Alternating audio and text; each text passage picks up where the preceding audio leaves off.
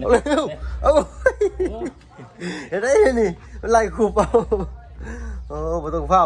ลูกเนาะ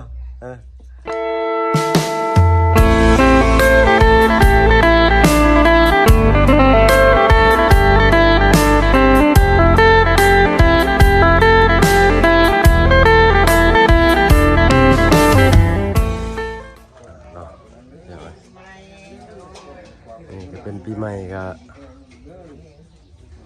สมมาผู้รักผู้ใหญ่เพิ่นพี่น้องเนาะทางว่าเพิ่นก็บ่ได้ไปไสอยู่เฮือนอยู่ซ่านด้วยเก่าพี่น้องเนาะมื้อนี้ก็ทางลุงจันทร์ก็หลังนั้นมาเบิดน่ะเนาะตอนนี้ก็กราบทักทายสบายดีพ่อแม่พี่น้องเบิดทุกคนเนาะยินดีต้อนรับเข้าสู่ช่องบ่าวเพิ่งเคยหลายคือเก่าพี่น้องเนาะมื้อนี้ก็เป็นมื้อ4วันดีวันงามสุขสันต์วันสงกรานต์กันแล้วกันพี่น้องเนาะอยู่เฮือนอยู่ซ่านบ่ได้ไปไสนี่แต่รอแล้วแถวบ้านนี่แหละเนาะน้ำในก็ยังบ่ทันได้เรียนดอกพี่น้อยเนาะก็สิไปเล่นสายกาให้ระมัดระวังกันเด้อพี่น้องเนาะเป็นจังได้ทางนอกเนาะ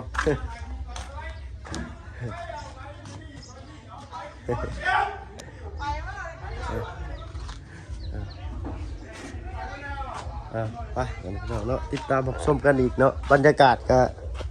ยิ้มเยี่ยมเงาเนี่ยทางลุงเตอร์เขาก็ได้ไปอันจบหลักสูตรมาจากกรุงเทพสบายดีเจ้าโดยเนาะทางลุงจอยเพิ่นเนาะพี่น้องเนาะเห็ดให้กินลุงนี่ลวกซีนเนี่ยลวกจิ้มเข้ากันลำแล้วนี่เนาะนุ่งกินทุกเถาว่าเลยโดยเนาะทางว่าเพิ่งเคยลากะวางมือช่วงนี้เนาะให้มอบไม้เป็นหน้าที่ทั้งลุงเพิ่นก็แล้วกันพี่น้องเนาะเอิ้นครัวก็ยังคกกันเด้อพี่น้องเนาะขอโทษขออภัยน้ำลายอันนี้ก็ใครในกันมาแต่ทางเพิ่นยังมีเตาแก๊สพี่น้องเนาะเอาเร็วเอาเห็นได้นี่มันไล่คูเป่าโอ้ไม่ต้องเฝ้าลูกเนาะเอาแบบมันลืมซอยตอนนี้ตอนไงลืมซอยลงหม้อเลยเนาะนั่นนี่ก็บุถือว่าดิบเนาะก็ยังเชียร์ลงลวกใหม่อยู่เพราะว่าเอาแบบชำระบ้านเราเนาะแบบว่าเลือดยิ้มเลยนึงเนาะพี่น้องเลยขอโทษขออภัยนำผู้ใดที่บอกกินเนื้อหรือว่าบอกกินดิบพี่น้องเนาะแต่ก็บ่ได้ดิบเลยพี่น้องเลยเนาะแต่ชุกดีอยู่สบายบ้านนี่พี่น้องเลยเพราะว่าทางพี่ละไม้เพิ่นได้อันมอบทางแก๊สให้เนาะกับหัวเตาได้ขอขอบใจทางพี่ละไม้ไปเลยหลายเนาะก็ถือว่าแบ่งเบาภาระไปได้หลายพี่น้อยเนาะแล้วก็บ่เสี่ยงต่อการเป็นมลพิษแน่แล้วก็ไฟใหม่เฮือนใหม่ซ่านคือเห็นนั่นแหละพี่น้อยเนาะทางไฟหนึ่งเข่าเป่าไฟไปได้ก็ควันตลบอบเอาอยู่เนาะขอบใจทางแม่ทางพี่ละไม้เพิ่นหลายๆพี่น้อยเนาะเรียบร้อยพี่น้อยโดยเจ้าสบายดีเนาะเป็นไงนี่คือพากันนะแท้เปลี่ยนคิวกันข่าวอยู่เนาะพี่น้องว่าไปแหละเป็นความดีอกดีใจเลยก็ตื่นตันใจเนาะวันดีวันงามก็สมมาพ่อแม่พี่น้อยเนาะ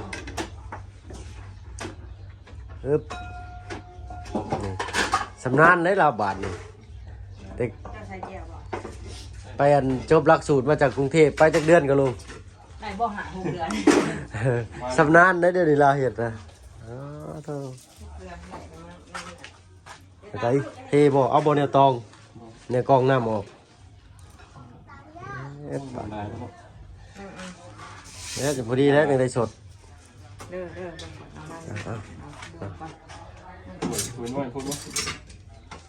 นี่ถั่วดินนี่เลยลูกเนาะนี่ไงกูหนีมั้งชุดอะไรฮะให้ชองผ้าได้ผมนี่ชุดนี่ใหญ่ชุดในครัวอะไรดีเนาะตัวบ่วงก็เป็นแต่พลาสติกพี่น้อยเนาะผมเป็นยังใส่สมีนี่แหละเอาก็ได้เนาะเอาเพื่อนครัวกับพ่อเพื่อนนี่ได้พี่น้อยเนาะและแล้วจังหน่อยเดียวจังงานจังหน่อยโอ้เห็ดยังไงนี่ปลาโตเป็นประเทศน้ำจิ้มเหมือนกันบานนี่สบายดีโอ้ยไอ้ตาเนาะเด็กสากไงได้สากกับคนที่ฉ่ำกันเลยเอ้ยเนาะก็สิได้ขุดคลองใหม่อีกพี่น้อยเนาะบรรยากาศทาง บ้านเฮาก็ค่อนข้างเงียบมื้อนี้เนาะเพราะว่าเพิ่นยังอันเอาผ้าลงยังบ่ทันแล้วเนาะเพิ่นยังทรงผ้าอยู่เนาะพอดีทรงผ้าแล้ว เดี๋ยวสร้างมา ทรงผ้าแล้วก็จึงสิได้ โอ้ย พากันเล่นกันเนาะ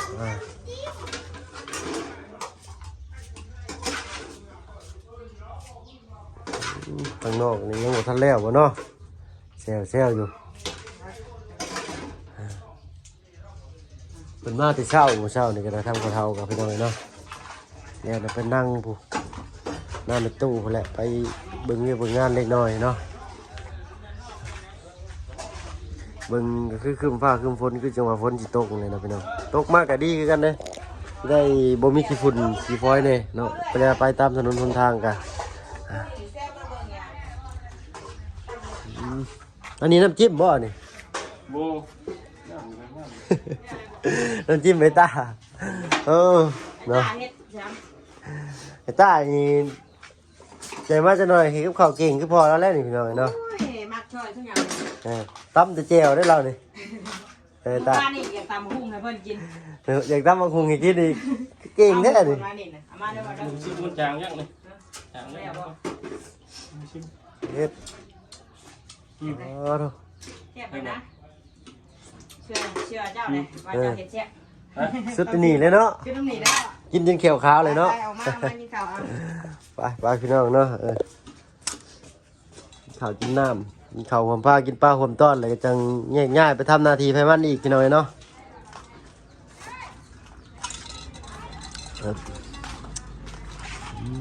สภาพอากาศคือจะว่าฝนสิตก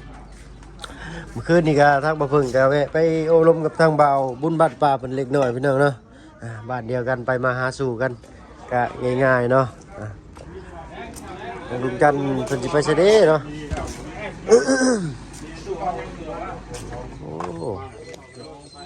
โอ้เอากินข้าวก่อนลุงเนาะสบายดีจ้าน อนสไปหน้าไม่ตุ้ยแล้ว ม ยองพักเข่ามากยาก่อนแล้วบัด ใส่นี่ก่อนแล้วเนาะ แล้วปัดลูกบัดทอด เช้านี่ก็ไปหน้าไปตุ้ยมามึงเช้านี่ก็ได้เนาะ เข่ากันมั้ย จ่ายเด้อจ่ายนั่นน่ะเพราะว่าเขาบ่ทันได้จ่าย เดี๋ยวทางเฒ่า เขาวิธีจ่ายมา ลูกเต่าเลนลานหลอนหน่อยเนาะ เอากินข้าวบ่ยกตา เขาบอกว่า แล้ว ต้องมาเขา จ้าสบายดีเนาะ มาแท้หาดิน เอาสงขาสงเจ้าแล้วเลยก็กินข้าวกินน้ำไปหน่อยเนาะ เมาดิกันเมาดิบ่ได้ โดย มาเฮ็ดอยู่กัน เดี๋ยวก็ มาจ้างให้ได้ได้ป่ะนะนี่แล้วก็จ้างเขาเฮ็ดงามก่อนจังเอาเขาไว้เบิ่งอันไหนเปียกอันไหนยังก็เบิ่งแล้วตัวใดของตัวว่า เจ้ากินยาก็ระวัดระวังเด้อเฮ้ย ปัดเอาตัวใด ไปออกนอกออกหน้าก็ลงได้ นี่เอาไว้เทพเลยดิ ไอ้มัน มานำไปหน่อย เจ็บหนักกว่าเก่า อันไหนฮดบ่ได้ฮดบ่ได้ก็โพดได้ป่ะ เอวได้นักเอาลง บอกข้าวไปนำไปหน่อยเนาะ นี่บอกว่า ไม่ใช่ด่าดิ งั้นเราไปดินนอกดินหน้าก็ บ่ได้ไปได้ ใช้บ้านเลย ไปใส่ ดูดอก จักดูว่าพากันดินกินอยู่บ้านนี่แหละไปยังไง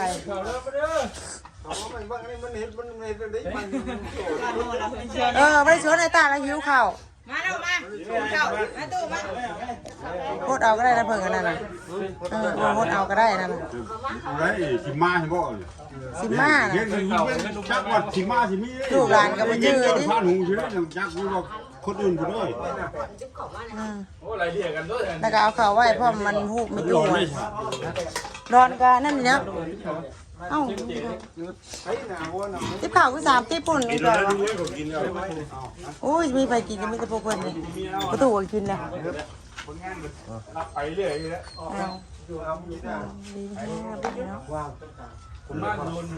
ถ้าเอากระดูกเอา เจ้าพา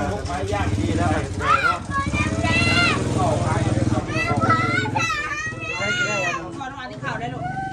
ใส่ใหม่ คนวันที่ข่าวเพื่อนลูกไปเลย นี่ยังไงเป็นยังไงบ้าง ลงมาเนี่ยเห็นได้เหรอ เอา ไหว้ก่อนไหว้พุ่นแหละบอดเก่าพุ่นนะ ตายตายไปที่ตายลูกอยู่เดียว เข้าไปนี่เนาะ กินได้ตัว นี่แหละ พร้อมหน้าพร้อมตานี่ก็เป็นทั้งพ่อเฒ่าแม่เฒ่าใหญ่พี่น้อยเนาะทั้งลูกก็นอนติดแอวอ่อนต้อนอยู่พี่น้อยเนาะ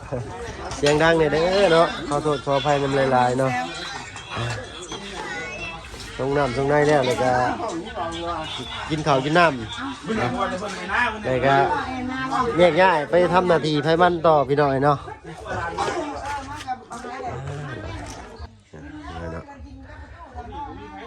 อากาศก็อบอ้าวนี่เนาะแต่ว่า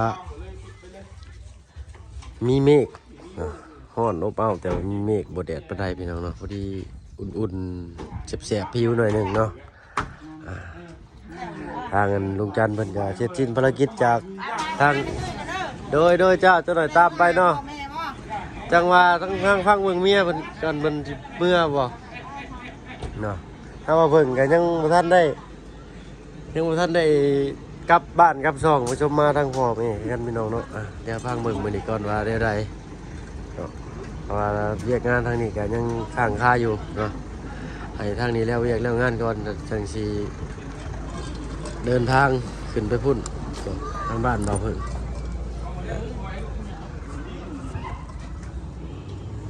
ท่อนแดดนะเอา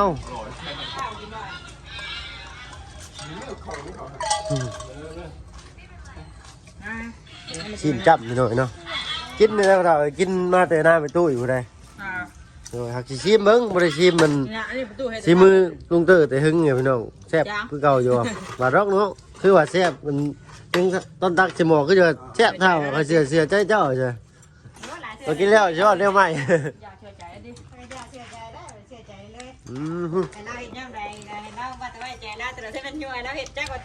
แซ่บสุดสมีแล้วแซ่บก็ว่าแล้วสิแซ่บไปเลยกินมาให้เขาปล่อยลูกมาเนี่ยค่ะ เอาเติมเลยนี่คือมันนั่งอยู่ยินนี่ ดมปุ๊บขี้มูกย่อยอยู่ไง เอา ชิ้นสดต้องสดแซ่บใบด่าแซ่บบ่จะเป็นเช่นนี้เนาะอาจารย์เนาะแซ่บบ่กินนี่แซ่บบ่กินขนมเฮ้ยเดี๋ยวไอ้บุเซ่มันป้อเลี้ยวกันเลยนี่เนาะเอามาพี่บ่นะฮะเอาลูกเขาไปนอนหน่อยเนาะ ไปแล้วไม่ได้มาเหมือนง่ายนะที่ว่าที่หลังนี่รู้ว่าทู่มาว่าบุญใหญ่พวกเรานานหนอมาทุกประเทศเลยว่าตัวมันนี่เลยคุณว่าคิดดี บ่นอนบ่ ทู่บอกเราเลยจะบอกจะตัวจะดีแล้วจะมัน อยากกันภาพพี่น้องไปเลาะเบิ่งสถานที่แถวบ้านก็คือสิเปียกพี่น้องเนาะเดี๋ยวหาแนวกันน้ำถ้าว่ามีโอกาสได้ออกไปก็สิเก็บภาพบรรยากาศทางฝั่งลาวให้พี่ให้น้องนะครับได้ชมเนาะเพราะว่าบางทีอาจสิเล่นก็คือกันพี่น้องเนาะ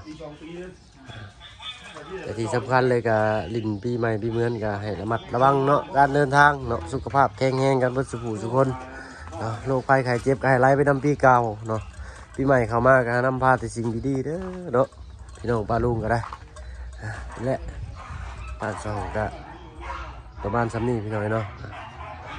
แล้วก็ทั้งเป็นทางลุงเงินลุงเฮิมเพิ่นพี่น้องเนาะเจ้าว่าอยู่เฮือนหรือบ่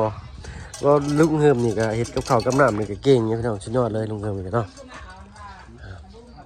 ครอบครัวเพิ่นก็อบอุ่นครอบครัวใหญ่อยู่แต่ว่าครอบครัวทางเมียบ่าวเพิ่นนี่สิบ่ได้ออกไปจากบ้านไกลมีแต่ทางลุงคนนั้นเนาะพี่น้องลุงคนนั้นเพิ่นอยู่กรุงเทพแต่ทางเคยอื่นนี่มีแต่เคยเบิดเลยก็อยู่แต่ในบ้านเนาะแยกย้ายออกเคลื่อนออกซ่านก็อยู่แต่ในบ้านบ่ได้ไปบ้านอื่นเลยพี่น้องเนาะมีแต่พี่น้องกันอยู่บ้านเดียวกันอันนี้ก็เป็นเตาซื้อมาจากเชโปนตั้งแต่มื้อนั้นบ่เลยพี่น้อยเนาะยังบ่ทันได้พาได้สิพาเพิ่นอยู่พาไปแกงใส่กระดูกหมูก็แซ่บได้เนาะมื้อนี้คือสิ บางคนจะเอากับไปน้ำเผาไปแล้ว ไปหาเป็นน้ำเป็นตุ้ยบ่ เรียนนี่ละ ฮะ เป็นมาบุญหมดแล้ว เป็นน้ำเป็นตุ้ยแล้วโดยเนาะอันนี้ก็เป็นทางลุงเนาะไอ้เมียของบ่าวเพิ่งเองก็ไล่เรียกกันออกมาเนาะอันนี้ก็คือลุงโทนหรือว่าลุงที่เขาจะเอิ้นในเท่เนี่ยก็ได้เนาะ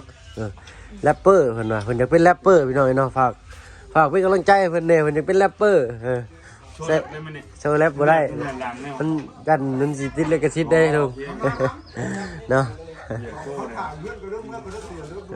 เนาะโดยอันนั้นเป็นทางผู้เฒ่าใหญ่เนาะเป็นอ้ายของแม่ของเมียบ่เพิ่นเนาะพี่น้องทางเงินป้าก็3-4 คน3เนาะนี่ก็เป็นลุงคนหนึ่งไปพี่น้องเนาะว้าวกันไล่ย้ายกันห่างเวลาคือสิมาฮอดแล้วเลยก็สิได้ล่าลงกับพี่ซัมมี่พุ่นแหละพอกันอีกเทื่อนึงอยู่ทางด้านแม่ตุ้ยเนาะสำหรับคลิปนี้ลาแล้วพอกันคลิปหน้าเนาะเอาเป็นว่าสบายดีเนาะ